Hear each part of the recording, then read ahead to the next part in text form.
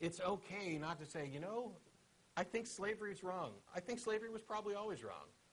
I think that you're probably a good person. And yeah, that does sound like a crappy system. There are some Christians who've done that. Billy Graham, for example, doesn't think that hell is eternal torture and torment. He thinks it's separation from God. Others have gone a step further and said that, well, it's not hell, it's annihilation. When I'm dead, as an apostate, heretic, godless, heathen, proud, atheist, blasphemer, I won't go to hell. I will simply be annihilated. That doesn't really soften the issue for me because they still believe that somebody's getting an eternal, wonderful, blissful reward based on the fact that they believed something in the face of evidence to the contrary. A God that rewards credulity, a God that sanctions slavery, is unworthy of any kind of reverence or respect or devotion. I'd sooner worship Don. Don is a decent person with decent ideals.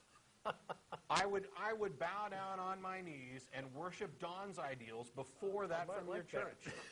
It's insane. Hey, careful now. It's insane. I didn't mean to rant quite so long on that. It's just no, amen, Matt. You did great. I really had hopes. I really had hopes for you, John, because I've been there, and I'm not saying that. I apologize because I know that's condescending. I'm not saying that in the I've been there and I've gotten better. I got over it. I had hopes because those are the same types of discussions that I had with myself, that I had with other people, that helped me to finally realize that I could no longer rationally support my beliefs. I couldn't live up to the obligation of 1 Peter 3:15.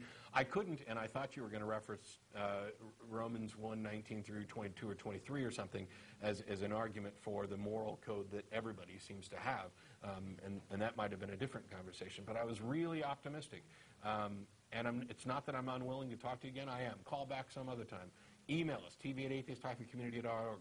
Hell, if you live here in Austin, which you evidently do, we can go out for drinks and talk about it. But I have no interest in having discussions with people who are so tied up that they're unwilling to answer a question honestly. When you asked me if my kids committed a crime, if it was my duty to say you need to go to jail and serve the time, I didn't hesitate.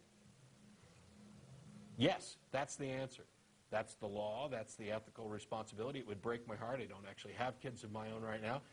It would break my heart. I would feel bad about it. But that's the obligation. That's the correct answer. That's the one and only correct answer. You killed someone else. That was wrong. But what I wouldn't do is construct a torture chamber in my basement and threaten to confine them there if they didn't love me, or even if they murdered somebody. Rule. The kind of God that wants a bunch of sycophants running around, giving him hand jobs. Oh, you're so wonderful. You are the great and mighty creator of the universe. We are so small and puny. You brought us into this world. You can take us out. We are worthless without you. There's a girl who's been writing articles at ETSU, and I've been commenting on them.